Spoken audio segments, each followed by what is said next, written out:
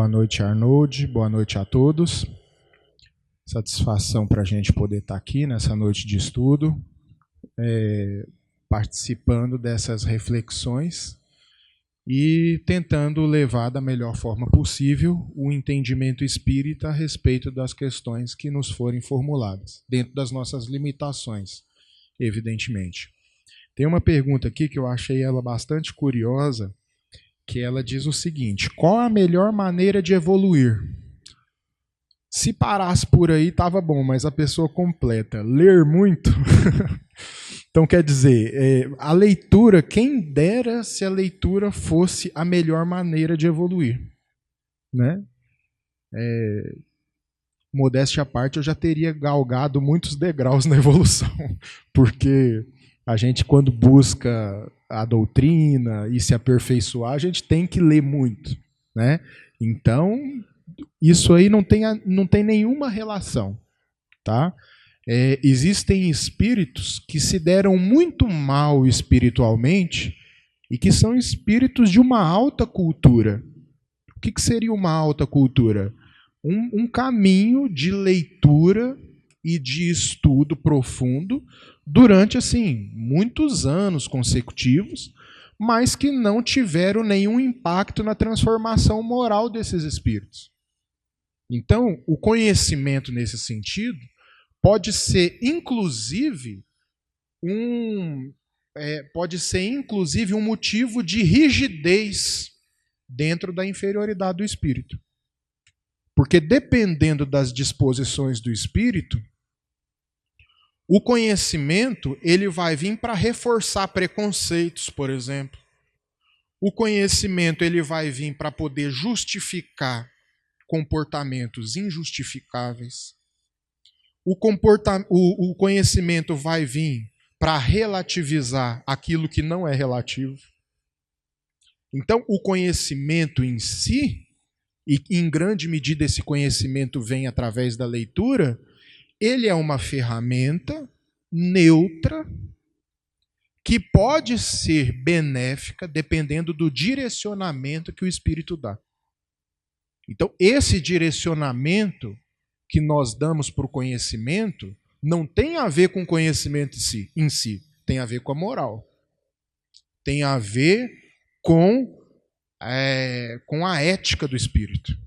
Então, são situações completamente diferentes. Tanto é assim que a evolução, segundo Leon Denis, é intelectual e moral. Não só moral, mas também não só intelectual. Ele coloca essas duas ferramentas da evolução. Então, até tem uma fala do Chico Xavier que ele diz o seguinte: nós evoluímos por transpiração. Ou seja, não é ler muito, é transpirar muito. Nós transpiramos, né, de duas formas. Ele coloca, ou através das lágrimas, em que o seu olho transpira, escorre ali líquido, ou pelo suor do trabalho. Você que escolhe. Às vezes as duas coisas juntas são necessárias, porque às vezes a pessoa precisa das lágrimas reparadoras dentro daquilo que o espírito experienciou no passado.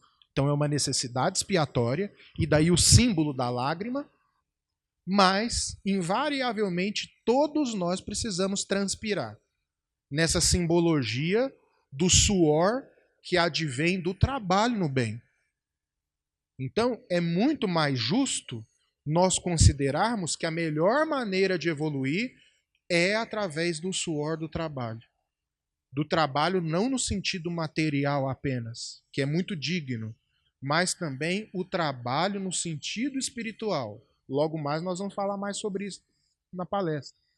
Esse trabalho no sentido espiritual que tem duas vertentes, a moral e a material.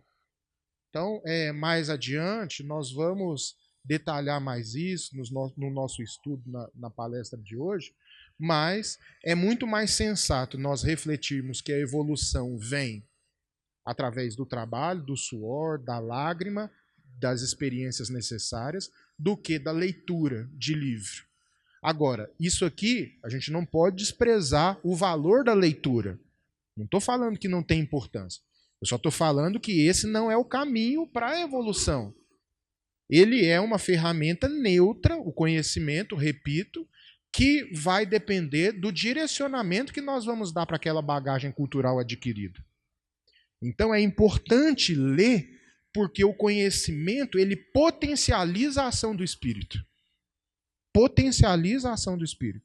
Ou seja, quanto mais elevado culturalmente, intelectualmente um espírito é, melhor, mais capacidade de ação, seja para o bem ou para o mal, ele vai ter, em função do conhecimento. Né?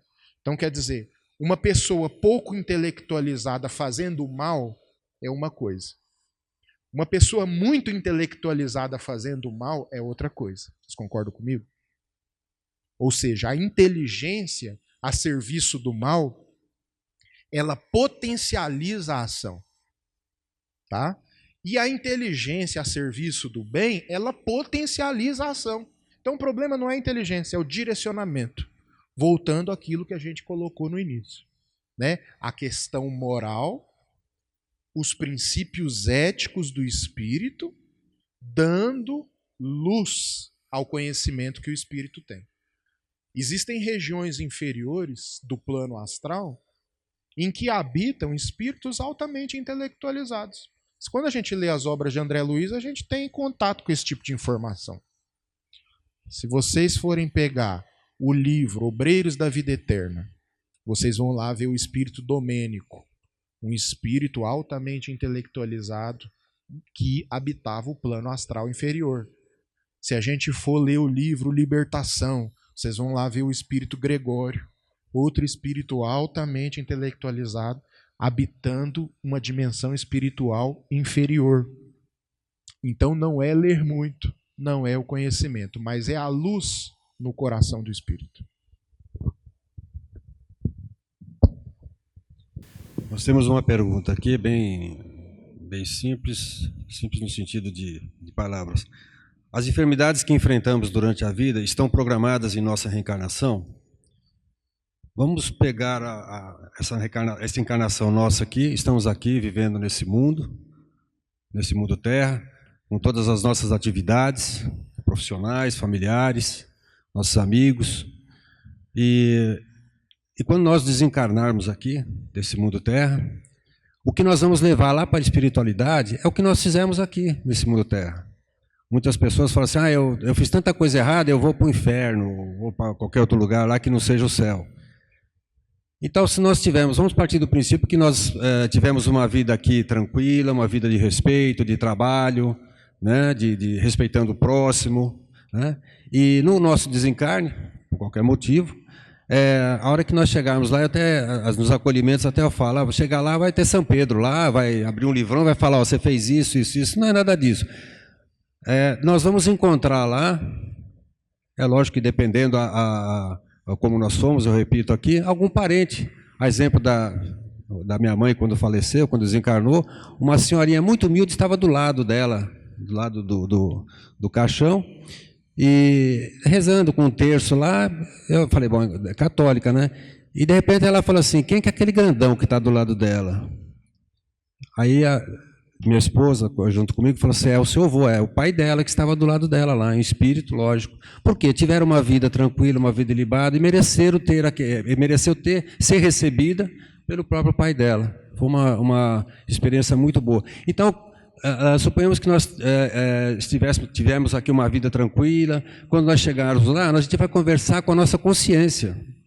E a nossa consciência vai nos mostrar tudo aquilo que nós fizemos nessa última encarnação e em outras encarnações, que nós estamos, né, passando por uma fase de expiação ainda, pagando erros que nós fizemos lá atrás. E o mundo está passando, daqui a alguns anos, lógico, por um período de regeneração. Nossos filhos, netos, vão pegar o início disso, já estão pegando. Então nós vamos conversar com a nossa consciência. E essa nossa consciência vai nos mostrar tudo que nós fizemos para trás em nossas vidas, essa última encarnação, nem outras encarnações. E lá o espírito, nós, espíritos lá, em sã consciência, lá como espírito, porque se fôssemos aqui para escolher, eu falei, não quero escolher não, quero votar. Mas lá em sã consciência o espírito vai falar assim, poxa, eu fiz tudo isso, eu prejudiquei tantas pessoas, eu mutilei tantas pessoas, eu fiz tanta coisa errada. Então ele vai se programar para a próxima encarnação, passar pelos processos, lógico, né? Lá na espiritualidade, e quando ele tiver autorização para reencarnar, vai reencarnar. E ele mesmo vai se programar, eu quero voltar assim, assim, assim, passar por tais e tais experiências, como uma forma de me redimir, ele falando, uma forma de me redimir dos erros que eu cometi.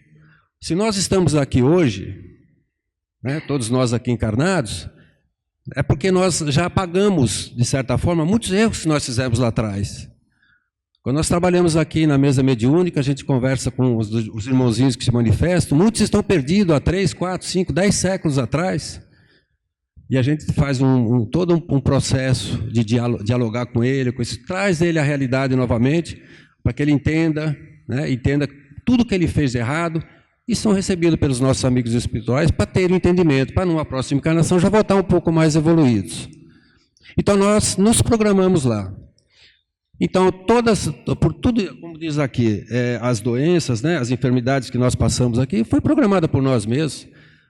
E nós temos um palestrante que eu estimo muito, Emerson Bedersoli, ele sempre fala que nós podemos reprogramar. Inclusive, aqui na casa tem até um folhetim que se diz reprogramação. E nós viemos, nós solicitamos, viemos de um jeito, pedimos para vir de um jeito aqui na Terra, passar por essas enfermidades, vamos falar assim, mas nós podemos nos reprogramar. Uma pessoa, um exemplo, a pessoa estuda para medicina, lá no 5º período ele fala, não, eu não quero mais ser médico, eu quero ser engenheiro.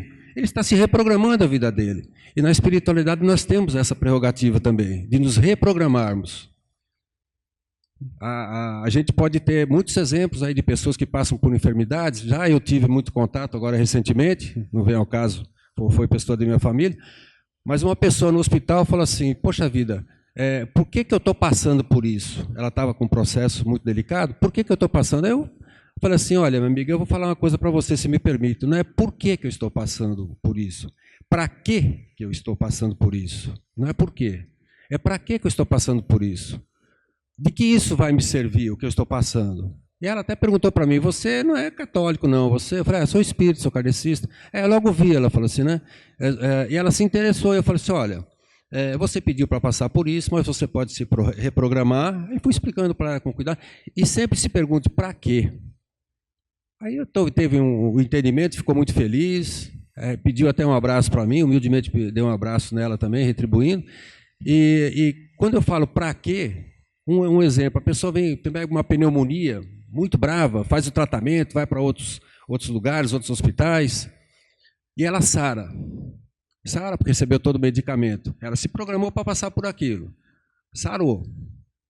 Aí ela vai fazer uma reflexão. Para que eu passei por isso?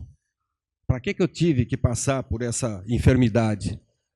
Aí ela, fazendo essa reflexão, ela vai falar, eu bebia muito, coisa gelada, dormia pouco, um exemplo muito simples, né? Dormia pouco, não respeitava os horários da minha vida, fazia coisas erradas, não me alimentava bem.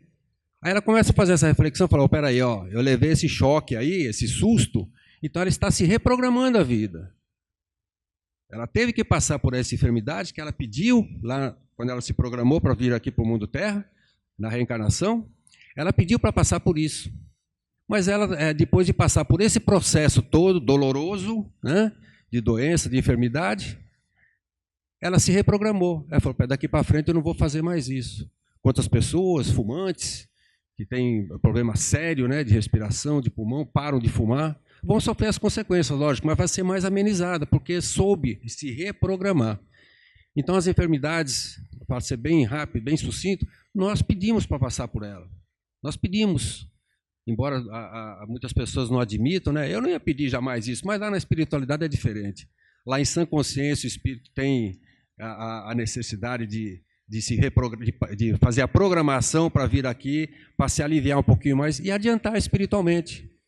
outras reencarnações, não sei quantas nós vamos ter ainda, que nós somos eternos pagadores, né, dos nossos erros lá atrás, mas cada vez que nós nos programamos e passamos por processos e que possamos nos sentirmos redimidos de alguma forma, né, estamos pagando alguma coisinha dos nossos débitos passados.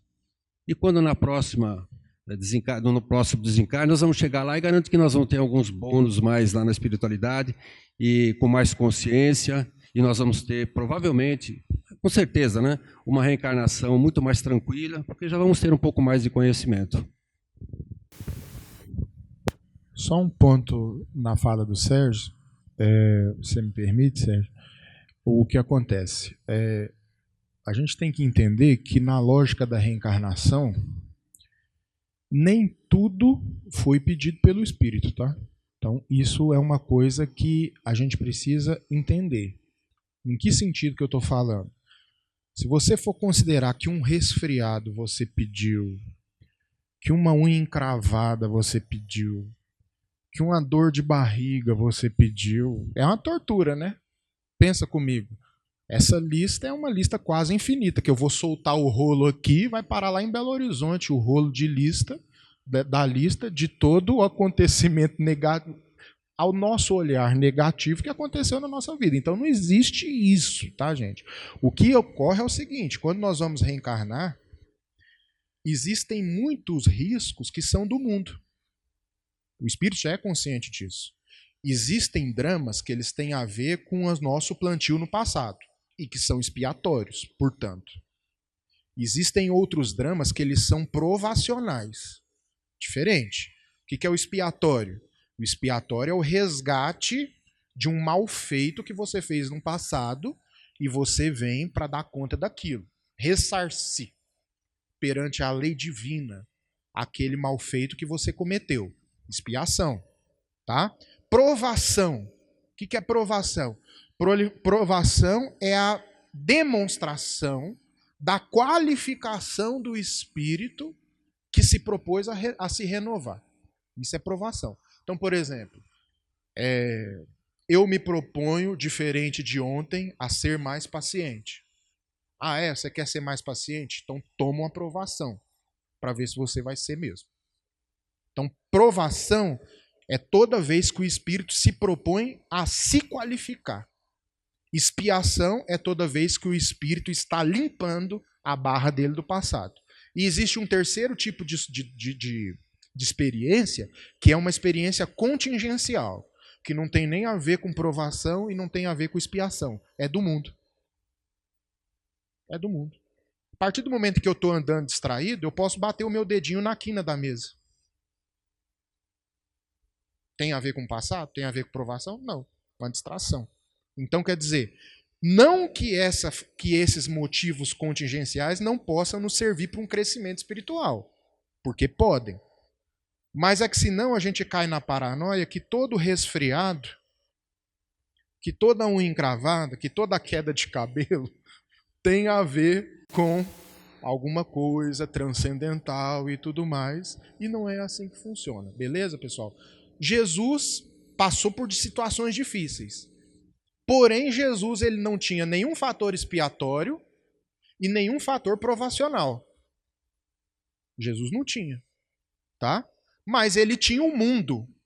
Ele tinha um mundo e a realidade do mundo que não é uma realidade, vamos dizer assim, boa. Está lá no Evangelho segundo o Espiritismo. O que caracteriza o mundo de expiação e provas? Predominância do mal sobre o bem.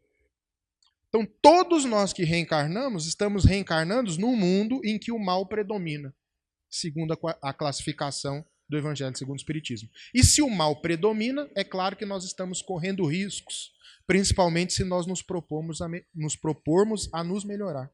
Tá? Então, é só esse ponto, viu, Sérgio, para a gente poder elucidar. Olha só, pessoal, uma outra pergunta aqui rapidinho. Como faço para ser um espírita de verdade? Ser um espírita de verdade. O curioso dessa pergunta é o seguinte: a resposta dela servia para o praticante de todas as outras religiões. Seria a mesma resposta. Então, por exemplo, o que eu faço para ser um católico de verdade? A mesma resposta que eu vou dar para vocês servia para um católico. A mesma resposta que eu vou dar para vocês servia para o evangelho. Porque, na verdade, o que a gente faz para ser um espírita de verdade é o que a gente precisa fazer para ser um cristão de verdade. Então, o espiritismo não tem ali um fator de privilégio, de uma coisa especial por ser espírita. Não, o espírita ele é o cristão. Toda recomendação para ser um bom cristão é uma recomendação para ser um bom espírita. Tá? Então, o Allan Kardec, ele coloca no Livro dos Espíritos que o verdadeiro espírita, ele é reconhecido pelo esforço que ele empreende de controlar as suas inclinações negativas, infelizes. Isso serve para um católico? Serve, não serve? Serve para um evangélico? Serve para um budista? Serve para um hinduísta? Serve para um ateu? Serve. Então, quer dizer, a gente vai ser um bom espírita, um espírita de verdade, a partir do momento em que nós reconhecemos a importância de ser a cada dia melhor. Evangelho segundo o Espiritismo, o homem de bem. Tem uma lição intitulada O Homem de Bem no Evangelho segundo o Espiritismo, que diz o seguinte: o homem de bem é aquele que estuda as próprias imperfeições e sabe reconhecer em si, a cada amanhecer, o que há nele de melhor do que na véspera. Ou seja, um esforço permanente de ser a cada dia melhor. Esse esforço permanente de ser a cada dia melhor é o que te torna um verdadeiro espírita, um verdadeiro católico, um verdadeiro evangélico, um verdadeiro budista, um verdadeiro hinduísta, um verdadeiro... Eu ia falar um verdadeiro ateu, mas um verdadeiro cidadão de bem, né? Então, quer dizer, essa questão toda, a gente precisa refletir que o cristianismo é a base. E para ser um bom cristão, nós precisamos desse esforço. Você vê que Allan Kardec, ele coloca que você não precisa ser perfeito, né? A ilusão de santidade é uma forma de vaidade. Mas você precisa ser uma pessoa comprometida com a sua melhoria interior, verdadeiramente comprometida, a fim de que esses momentos eles possam representar não apenas um passatempo, né? Ou aquela busca que eu estou tendo de poder resolver um problema que eu carrego na minha vida, mas poder ser para nós um momento de mudança de chave, de mudança de padrão vibratório. Tá? Então isso que vai tornar a gente um verdadeiro espírita, um verdadeiro cristão. Independente até do nosso conhecimento, né? Como eu falei, essa máxima ela serve para todas as religiões. Teve uma ocasião que chegou uma mulher para o Chico Xavier e falou assim: ô Chico, eu vim aqui, você me desculpa, mas eu vim aqui reclamar do meu marido. E aí o Chico falou: então reclame, minha filha. Aí ela começou: não, que meu marido é um bom pai, é um bom esposo. Aí o Chico ficou: nossa, essa que é a reclamação? Na verdade, isso não é uma reclamação, é um elogio. É um bom pai, é um bom companheiro, busca atender às necessidades da casa com presteza, com dedicação, é dedicado aos filhos, à família e tudo mais. Assim, só elogiou. E no final ela colocou: mas ele tem um grande defeito. Ele não é espírita. Aí o Chico olhou: minha filha, ele não é espírita porque ele nem precisa ser. Com esse monte de qualidade que você listou, para que ele vai ser espírita? Ele não precisa. Então, quer dizer, o espiritismo a gente não pode encarar como sendo algo de privilegiados.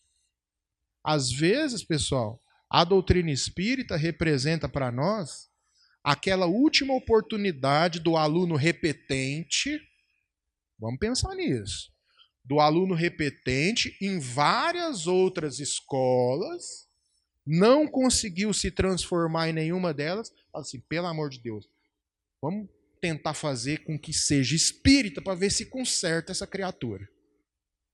Porque o espiritismo ele toca profundamente a consciência do indivíduo. Então, se nem o espiritismo está transformando, eu vou falar para vocês. que mais pode transformar? Aí sabe o que pode transformar? A dor e o sofrimento.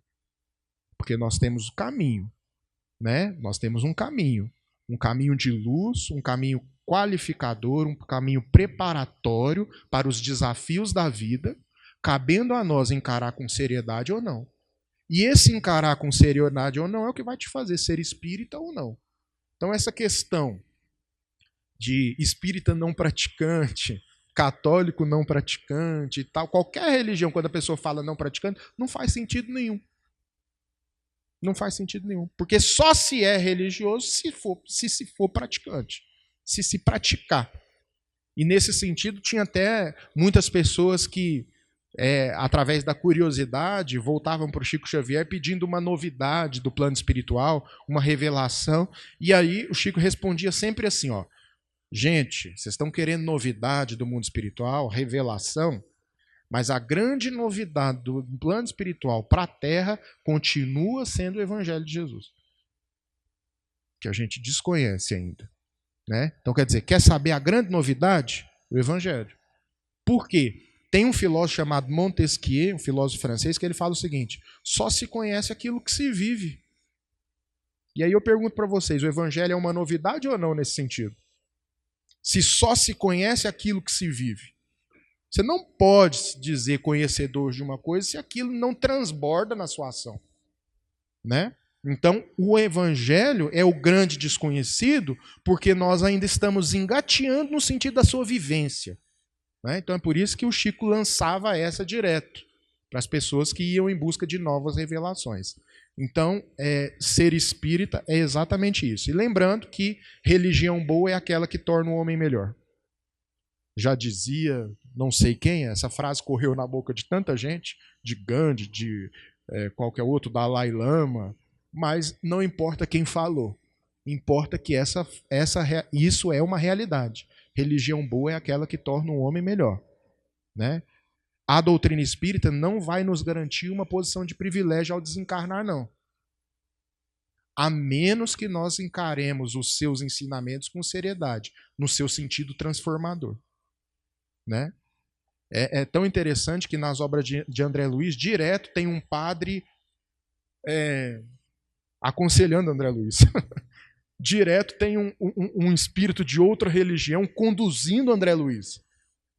Aí fala assim, poxa vida, né? O que determina a boa relação do espírito com as leis do universo? A vivência. A vivência dos ensinamentos do Evangelho, que são atemporais e pertencentes a todos os cristãos, independente da escola religiosa a que eles se vinculam. Aí aqui tem uma pergunta que diz assim: boa noite, muitas vezes sonho com 4 pessoas, homens, que me perseguem. Existe alguma oração ou algo que eu possa fazer para afastar? Obrigado. Bom, primeira pergunta que eu faria para você é: quem diz que você precisa afastar, né? A gente tem essa mania, né? Estou ali com um perseguidor espiritual, um obsessor, eu preciso afastar. Quem? Acolhe. Acolhe. Qual o problema de acolher? O Emmanuel tem uma mensagem muito interessante lá no livro Seara dos Médiuns, em que ele fala que o obsessor, ele chama o obsessor nossos irmãos. E aí a mensagem é sobre o obsessor. Olha pra você ver, nossos irmãos. Então, se você for parar para pensar, uma perseguição gratuita, porque quando você fala de sonho recorrente, a própria espiritualidade, os próprios livros da codificação, eles falam, um sonho recorrente, ele pode ter um fundo espiritual. Ele, em grande medida, ele tem um fundo espiritual. Ou premonitório, ou que está te apresentando uma realidade espiritual, de alguma relação que você teve. Então, esses sonhos recorrentes precisam ser observados. Tá? Quando você sonha o sonho de uma noite, o sonho de uma noite pode ser um efeito psicológico, pode ser uma impressão que você teve durante o dia, enfim, pode ser várias causas. Agora, o sonho recorrente ele precisa ser observado, né? Porque ele pode trazer uma causa espiritual mais profunda.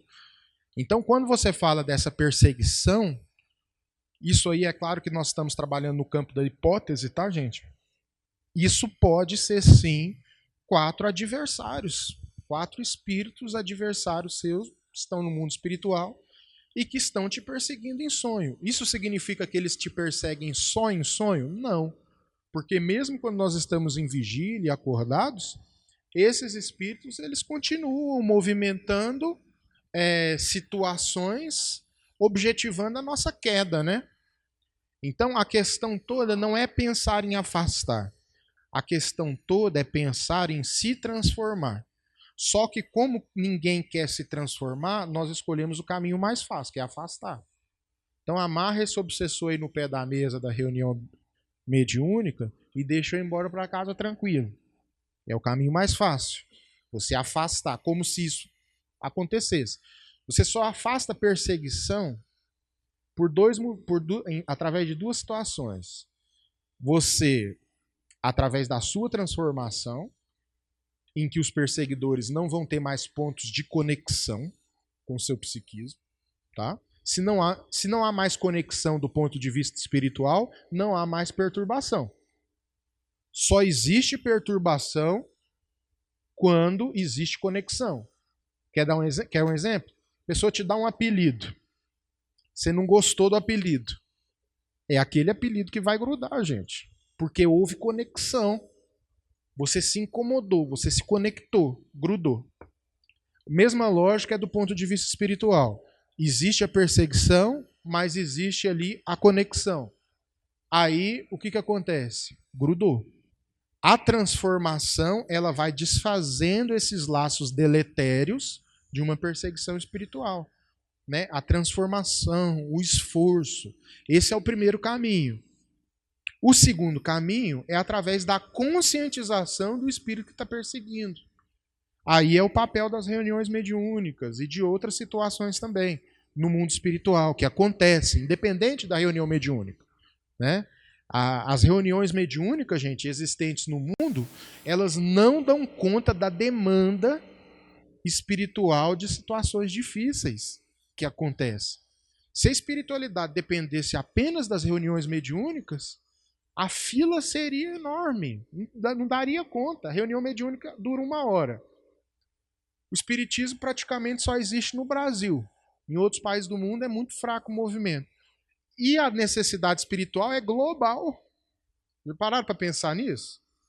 Então não é só a questão da reunião mediúnica que vai dar conta das situações espirituais. Existem muitos outros movimentos que vão objetivar e que vão resolver dramas espirituais mais complexos. Então, voltando ao assunto, quando nós nos propomos a ser melhor, a nos transformar, a buscar o recurso da oração, porque esses sonhos recorrentes perturbadores, muitas vezes eles acontecem porque a gente não está dormindo tão bem assim. Como assim não dormir tão bem? A gente dorme com uma vibração lá embaixo. A gente dorme não suficientemente preparado para determinadas vivências espirituais. Você dorme com preocupação. Aliás, custa dormir, né? Porque preocupação é uma das coisas que mais tira o sono da gente. Às vezes a pessoa se preocupa demais, perde o sono, acha que tem que recorrer ao remédio, mas que no fundo tem uma causa no quê? De não desligar o pensamento das preocupações do dia. Eu não estou condenando o remédio, beleza, se a pessoa precisa, mas já tentou outros recursos? Já tentou outros recursos? Já tentou fazer um preparo que antecede o sono?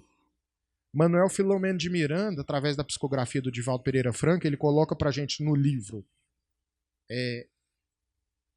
Temas da Vida e da Morte, ele coloca lá para nós a seguinte informação: o sono físico é para o espírito uma espécie de morte diária. Morte diária. Ou seja, o nosso sono físico se assemelha muito a um estado permanente após a nossa desencarnação. Portanto, a qualidade do sono ela é determinante para um processo de autoconhecimento de que eu preciso mudar na minha vida para que eu possa afastar o sono perturbador. Porque se o sono perturbador muitas vezes é um reflexo das minhas atividades psíquicas, se eu desencarnar hoje, eu vou ter aquele tipo de perturbação. Então, o sono é uma espécie de treinamento para o espírito para o momento da desencarnação. Então, a gente morre um pouquinho todo dia. Nós morremos um pouquinho todo dia através do sono. Por isso que é tão importante nós observarmos o sono físico. Tem gente que consegue sair do corpo lúcido, que é através do desdobramento astral. Isso requer um preparo muito grande do ponto de vista espiritual, né? Existem pessoas que relatam para a gente esse movimento. Às vezes pessoas que são inexperientes até assustam, né? Sai do corpo, viu o corpo na cama, se assusta e volta meio que nadando para o próprio corpo e acorda assustado. Ou seja, saiu do corpo com lucidez. Tem outras pessoas que saem do corpo e vão trabalhar, né? Fazem do sonho uma realidade produtiva. Agora, tem outras pessoas que se apegam ao sono quase que como uma continuidade das suas atividades diárias. Aí o que acontece? É aquela pessoa que não descansa direito, acorda cansado. Onde já se viu isso? Não revitalizou. Não revitalizou. Aí a pergunta é, será que se desprendeu do corpo suficientemente para se revitalizar? Porque o momento do sono é um momento de reabastecimento. Se você acorda cansado, ou mais cansado do que quando foi dormir, tem algum problema, né? Será que você está preso ao corpo? O que está te impedindo de desligar? Então, todas essas situações, elas precisam ser observadas. E o sono recorrente, principalmente quando te perturba, porque senão você não tinha feito essa pergunta, precisa ser observado. Busque auxílio na casa espírita. Busque um tratamento espiritual, que seja uma reunião mediúnica ou outras terapêuticas que possam te auxiliar. Mas não se descuide da mudança dos pensamentos, porque é essas que serão determinantes para afastar, entre aspas, todo tipo de perseguição espiritual. Nós agradecemos, né? Já chegamos no final, tá? E daqui a pouco nós teremos a palestra em seguida. Muito obrigado a todos.